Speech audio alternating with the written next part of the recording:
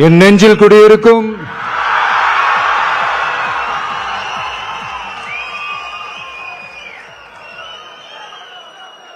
என்னுடைய தோழர்களுக்கும் தோழிகளுக்கும்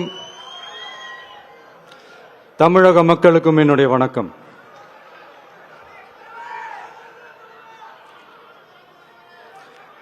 நம்ம குடும்ப உறவுகளை இழந்ததனால சொல்ல முடியாத வேதனையிலும் வலியிலும் இவ்வளவு நாளா இருந்தோம். அப்படிப்பட்ட அந்த சூழல்ல நம்ம சொந்தங்களின் மனம் பற்றி இருக்க வேண்டியது நம்மளுடைய கடமை. அதனாலதான் அவங்களோட சேர்ந்து அமைதி காத்து வந்தோம். ஆனா இப்படி அமைதி காத்து வந்த நேரத்தில் நம்மளை பத்தி வன்ம அரசியல் வலைகள், அர்த்தமற்ற அவதூறுகள்னு இந்த மாதிரி நிறைய விஷயங்கள் நம்மளை பத்தி பின்னப்பட்டன, பரப்பப்பட்டன.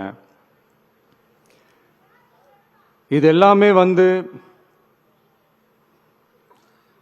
சட்டம் மற்றும் சத்தியத்தின் துணை கொண்டு துடைத்து எறிய தான் போறோம்.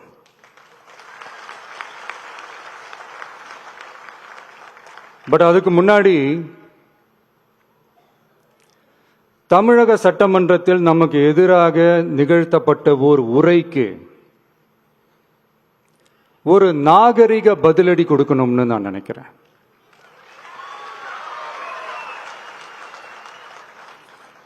அரசியல் செய்ய விருப்பமில்லை, அரசியல் செய்ய விருப்பமில்லைன்னு அடிக்கடி சொல்ற முதல்வர் நம்மளை குறிப்பிட்டு பல்வேறு அவதூறுகளை பதிவு செய்வதன் வாயிலாக பெருந்தன்மையை பேரளவில் மட்டுமே பேசும் முதல்வர் 15/10/2025 அன்னைக்கு தமிழக சட்டமன்றத்தில் நமக்கு எதிராக பேசிய பேச்சில் எவ்வளவு வன்மத்தை கக்கியுள்ளார் என்பதையும்,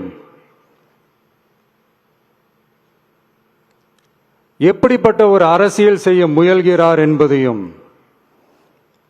தமிழக மக்கள் உணராமலா இருப்பாங்க.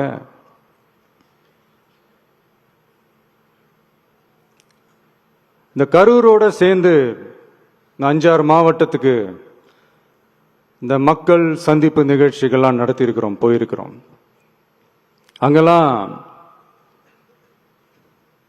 இந்த லாஸ்ட் மினிட் வரைக்கும் எங்களுக்கு அந்த இடம் கொடுப்பாங்களா மாட்டாங்களா, பெர்மிஷன் தருவாங்களா மாட்டாங்களா, இப்படியே இழுத்து அடிச்சுக்கிட்டு இருப்பாங்க. தான் நாகப்பட்டினத்தில் சொன்னது மாதிரி தான். நாங்கள் ஒரு இடம் செலக்ட் பண்ணி கேட்போம், மக்கள் நல்லா ஸ்பேஷியஸாக நின்று பார்க்குற மாதிரி. பட் அவங்க அதையெல்லாம் ரிஜெக்ட் பண்ணிட்டு மக்கள் நெருக்கடியோடு நின்று பார்க்குற மாதிரி ஒரு இடத்த செலக்ட் பண்ணி எங்களுக்கு கொடுப்பாங்க. இது டிஃபால்ட்டாக எல்லா இடத்துலையும் இந்த ஒரு ஆர்கியூமெண்ட் நடந்துட்டு இருக்குன்னு வைங்க. அது மட்டும் இல்லை, இந்தியாவிலேயே எந்த ஒரு அரசியல் கட்சி தலைவருக்கும் கொடுக்கப்படாத கண்டிஷன்ஸ். பஸ்ஸுக்குள்ளேயே இருந்து பார்க்கணும், மேலே கை காட்டக்கூடாது, இப்படிலாம் ஒரு அதீத கட்டுப்பாடுகளை கொடுத்த உடனே எங்கள் சைட்லேருந்து ஒரு அறிக்கையும் வெளியிட்டோம். அது மட்டும் இல்லை, தமிழக வெற்றி கழகம் சார்பாக அனைத்து கட்சிகளுக்கும் சமமாக ஒரு முறையான ஒரு பொது வழிகாட்டு முறைகள், SOPஸ்ன்னு சொல்லுவாங்க, அதையும் வழங்கணும்னு சொல்லி உயர் நீதிமன்றத்தையும் நாடி இருக்கணும். இதுவும் தமிழக மக்கள் உணராமலா இருப்பாங்க. இப்படி ஒரு அரசியல் காழ்ப்புடன், நேர்மை திறனற்று நம்மளை பத்தி குற்றம் சாட்டியுள்ள குறுகிய மனம் கொண்ட முதல்வர் அவர்களுக்கு ஒரு சில கேள்விகள். உச்சநீதிமன்றத்தில், அதாவது 13/10/2025 அன்னைக்கு உச்சநீதிமன்றத்தில் நடந்த அந்த விவாதங்களை வைத்தும் அந்த உத்தரவுகளை வைத்தும் இந்த கேள்விகள். இப்படி பொய் மூட்டைகளா நம்மளை பத்தி இந்த அவதூறு விட்ட முதல்வர் அவர்களுக்கும் திமுக அரசுக்கும் சார்பாக கோடிகளை கொட்டி அமர்த்தப்பட்ட அறிவார்ந்த வழக்கறிஞர்கள் அவங்க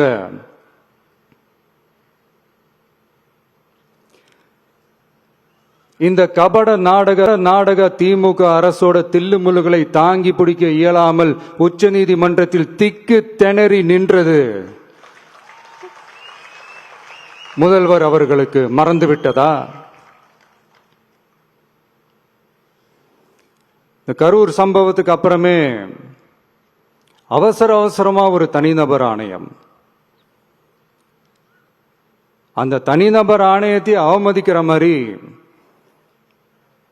அரசு உயர் அதிகாரிகள், காவல்துறை உயர் அதிகாரிகள் எல்லாருமே நம்மளை பத்தி ஃபுல்லா இந்த அவதூறுகள் பரப்பி ஒரு செய்தியாளர்கள் சந்திப்பு அவசரமா. இதெல்லாம் ஏன் நடக்குது? எதுக்காக நடக்குது அப்படின்னு ஒட்டுமொத்த தமிழக மக்களும் கேள்வி கேட்க ஆரம்பிச்சாங்க. இதுவும் தமிழக முதல்வர் மறந்துட்டாரா? அதுக்கப்புறம் அந்த தனிநபர் ஆணையத்தை தலையிலேயே கொட்டி வீட்டுக்கு அனுப்பிச்சிட்டாங்க. அது வேற விஷயம். இப்படிலாம் கேள்வி கேட்ட உடனே ஏதாவது பதில் சொல்லி ஆகணும்ல. அதனால சட்டமன்றத்தில் பேசும்போது உண்மை நிலையை தெளிவுபடுத்தத்தான் அப்படின்னு ஏதோ இந்த சட்ட ரீதியாகவும் சத்தியத்திற்காகவும் நடந்தது போல ஏதோ சாமர்த்தியமா பேசுறதா நினைச்சு பேசியிருக்காங்க. இப்படி ஒரு 50 வருஷமா பொது வாழ்க்கையில் இருக்கிற ஒருத்தவங்க ஒரு முதல்வர் அவர்கள் சொன்னது எவ்வளவு பெரிய ஒரு வடிகட்டின பொய், சப்பை கட்டுன்னு நான் சொல்லல, உச்ச நீதிமன்றம் சொல்லியிருக்கிறாங்க. அவங்க சொன்னதெல்லாம் கொஞ்சம் என்னன்னு கொஞ்சம் லைட்டா பார்ப்போமா?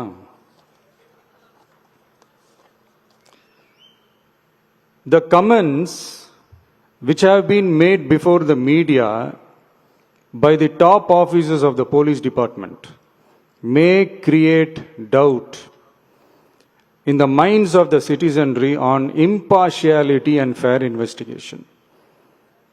The faith and trust of the general public on the process of investigation must be restored in the criminal justice system. அதாவது அரசு காவல் உயர் அதிகாரிகள் ஊடகங்களிடம் பேசியது என்பது பொதுமக்களிடையே நியாயமான விசாரணை நடக்குமா என்ற சந்தேகத்தை ஏற்படுத்தக்கூடும் என்றும்,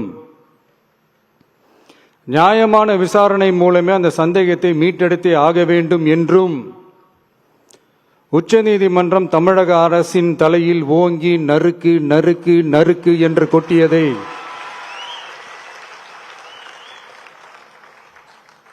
முதல்வர் அவர்கள் மறந்துட்டாரா?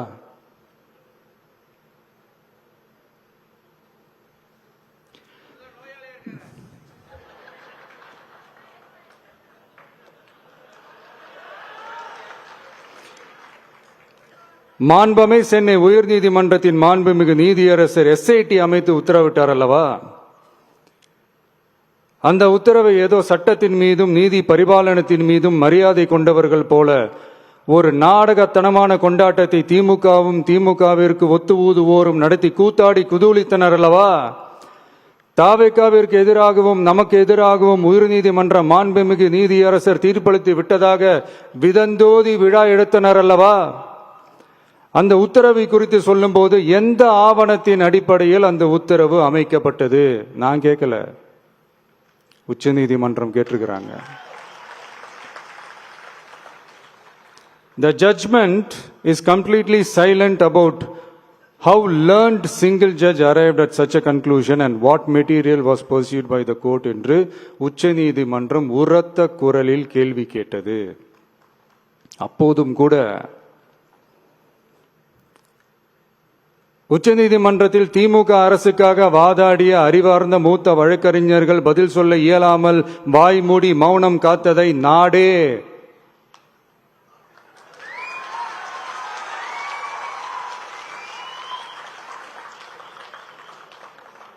பார்த்ததல்லவா?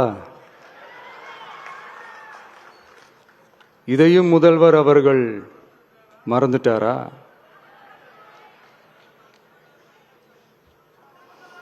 Such petition ought to be dealt with by the division bench, registering as public interest litigation in right earnest and not to be dealt with by a single bench. அதாவது பொது வழிகாட்டு முறைகளான எஸ்ஓபி அமைக்கப்பட்டு வெளியிட வேண்டும் என்ற கோரிக்கையுடன் வந்த ரிட் மனுவை நீதிபதிகள் டிவிஷன் பெஞ்ச் தான் கையாள வேண்டும், தனி நீதிபதி பெஞ்ச் கையாளக்கூடாது என்றும் உச்சநீதிமன்றம் சொன்னதல்லவா? அது மட்டுமா, கோரிக்கையே இல்லாமல் எஸ்ஐடி அமைக்கப்பட்டது எந்த வகையில் சரி என்றும் கேள்வி எழுப்பியது உச்சநீதிமன்றம். இது எல்லாமே அறியாமலோ இல்ல அறியாதது போலவோ உச்சபட்ச அதிகார மயக்கத்தில் இருந்து பேசினாரோ முதல்வர் அவர்கள்? மனிதாபிமானம், அரசியல் அறம், மாண்பு இதெல்லாம் எதுவுமே இல்லாம வெறும் பேச்சில் மட்டுமே பேசிக்கிட்டு அரசியல் ஆதாயம் தேடுற ஆட்டத்தை ஆடத் தொடங்கிவிட்டார் முதல்வர் அவர்கள்.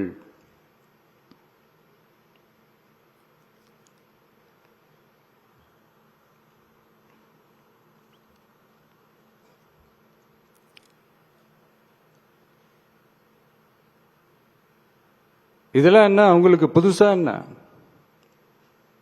1969க்கு அப்புறமே எப்போ கட்சி அவங்க கைக்கு வந்ததோ,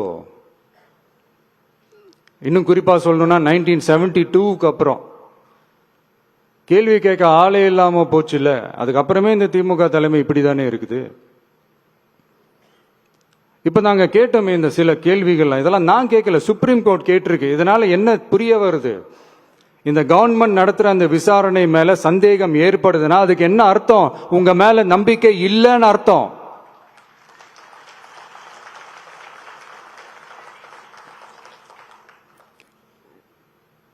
இதெல்லாம் ஏன் எதுக்காகன்னு முதல்வர் அவர்களுக்கு புரியுதா?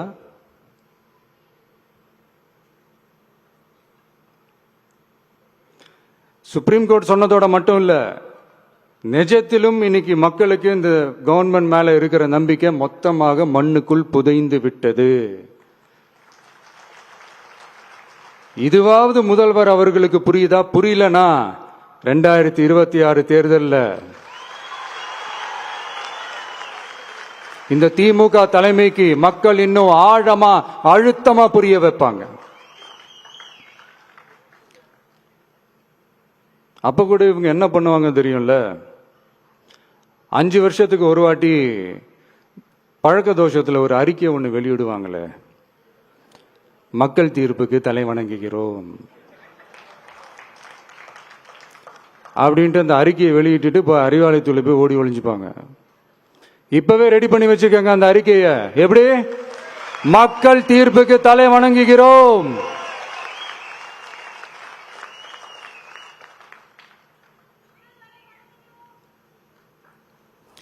நான் போன பொதுக்குழுவில் சொன்னதை தான் இங்க நான் திரும்பவும் சொல்றேன். இயற்கையும் இறைவனும் நம் தமிழக சொந்தங்களின் வடிவில் மாபெரும் மக்கள் சக்தியை நம்ம கூடவே நிற்கும் போது எம் மக்களுக்கான அரசியலை தடுப்பவர் எவர்? அதனால தோழர்களே, நமக்கு வந்திருக்கிற இந்த இடையூறு வெறும் டெம்பரவரி மட்டும்தான். எல்லாத்தையும் தகர்த்தெறிவோம், மக்களோட கை கோர்த்து நிற்போம், மக்களோட களத்துல போய் நிற்போம். நம்ம பயணத்துல தடம் மாறவே மாட்டோம். இப்பவும் சொல்றேன், 2026 2 பேருக்கு நடுவுலதான் போட்டியே. ஒண்ணு, இன்னொன்னு